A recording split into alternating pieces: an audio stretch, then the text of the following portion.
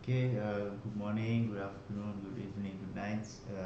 This is Hanif Abdurrahman Siswanto, and I would like to present my research proposal with the topic Multi-centric migration model in education facilities for children of Indonesian migrant workers, the case of Sabah, Malaysia.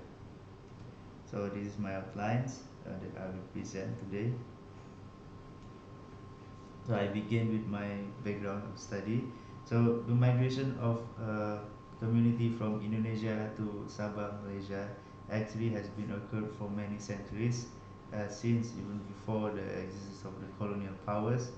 So it occurs, in other words, it occurs in two different contexts. Like in the first is the pre-Westphalian international system, and the current context is the Westphalian international system of the nation state concept.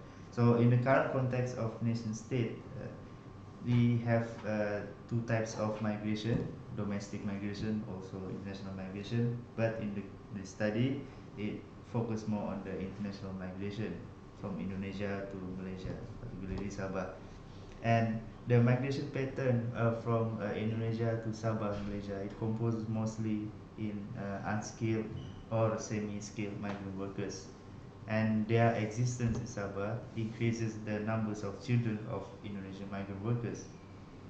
As a result, it established the so-called model of education facilities for children of Indonesian migrant workers in Sabah. So this is the education facilities, the system available in Sabah for the children of Indonesian migrant workers. And this is the figure which shows the location where the education facilities available in Sabah and Sarawak. As you can see, there are a lot of it. And then I come up with the problem statement, which is the data from Sekolah Indonesia Kota Kinabalu. They mentioned about that there are more than 20,000 children of Indonesian migrant workers have been facilitated with the education facilities across Sabah and Sarawak. So it comes up to me a question that why Sabah has such numbers of education facilities for children of Indonesian migrant workers, and why not in the other states of Malaysia? Why it only exists in Sabah and Sarawak? Because Indonesian migrant workers is not only available in Sabah, but we can also find the migrant workers in Peninsula, especially in Kuala Lumpur, also in Penang. There are also many Indonesian migrant workers. And because of that main question, I come up with these three research questions. The first is, what types of multi-centric migration models that link with education facilities for children of Indonesian migrant workers in Sabah? And the second is, why do some of these centric migration model responds to education facilities in Sabah? And the third is, to what extent multi-centric migration model is suitable in explaining existence of education facility for children of Indonesian migrant workers in Sabah. So these three research questions or research objectives are actually related to my theoretical framework that later I will show in the expected findings. So the first one, it focus more on finding the independent variables, and the second one is to focus more on the dependent, not the intervening variables or the mediating variables, how it will uh, impact the dependent variables, which is the third questions. And the significance of the study, the first is that I would like to do the research in an explanatory way, uh, because previous research who conduct the study related to the issue, they did the study more on the exploratory research, because I believe that most of the researchers who did the study came from Indonesian institutions, and they also have lack of experience, lack of background information regarding Sabah. Meanwhile, for me myself as a researcher, I've been living in Malaysia for more than 10 years, and I did my bachelor degree in Sabah for 3 years, so I have more information, more knowledge about it, and that's why I would like to do the study in a different way, which is the explanatory research. And the second is I would like to reintroduce again the pre-Westphalian system discussed in Nusantara Malay Archipelago or Southeast Asia. Uh, because in my second chapter, chapter 2, literacy review, I also discuss about the workforce in Sabah or North Borneo uh, in a three period, which is the from in the pre-existence of colonial powers during the colonization era, and also the current context of workforce in Sabah. And the third is that in this research I apply sociological liberalism theory in migration studies.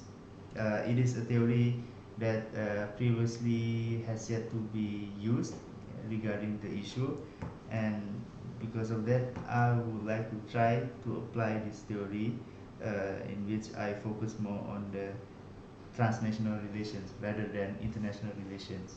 And that is my theoretical contribution, that I produce a theoretical framework that later I show in the expert findings.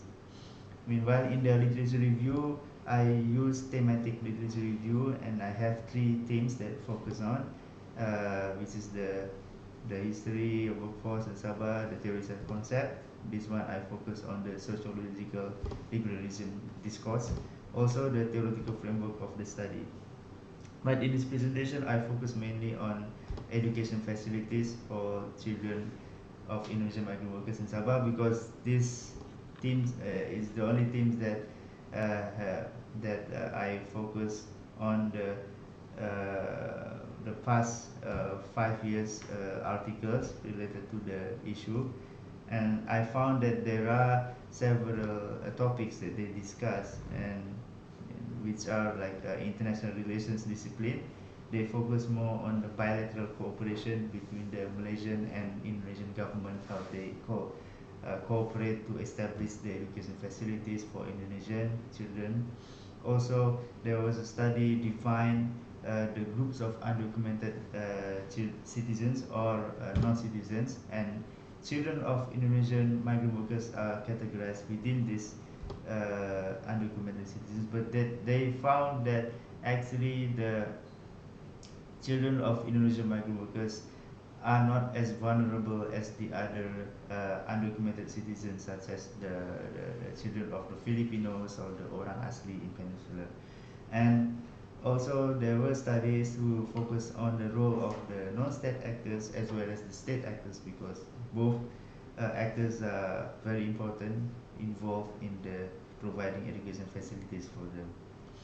And my methodology, my study is a qualitative research with my logic of inquiry or research strategy is based on deductive research or post-positivism, which is it is a research where researcher begins his research from establishing a theory or hypothesis, and after that, by having that hypothesis or theory, the researcher will collect the data according to what type of data needed for the theory or hypothesis, and then at the end of the research, the researcher will justify whether he wants to agree or disagree with the hypothesis or the theory that he applies in the research.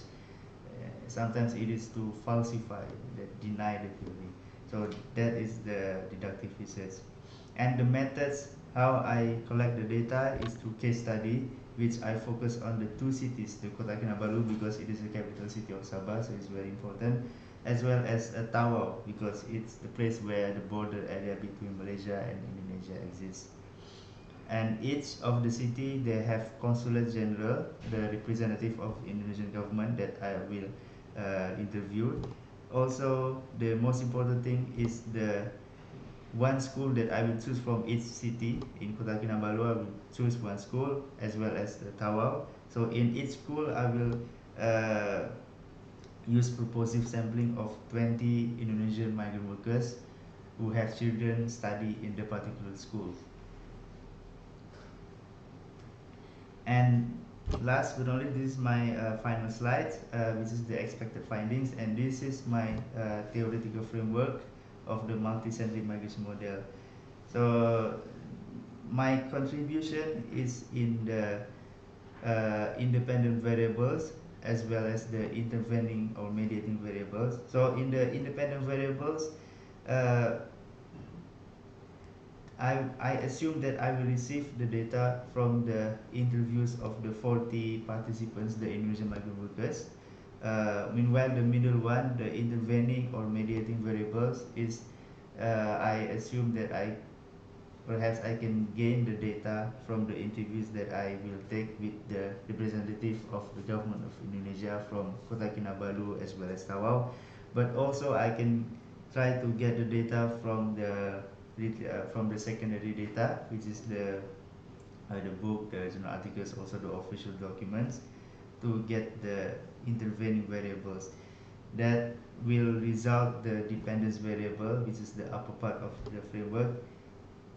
So the existing theory of sociological revision theory, it assumes that the existence of transnational relations will result into the declining state authority. So in this research, I assume that the declining state authority uh, uh, results into the establishment of education facilities for children of Indonesian migrant workers, as well as the difference of the Sabah immigration policy compared to the immigration policy in Peninsula.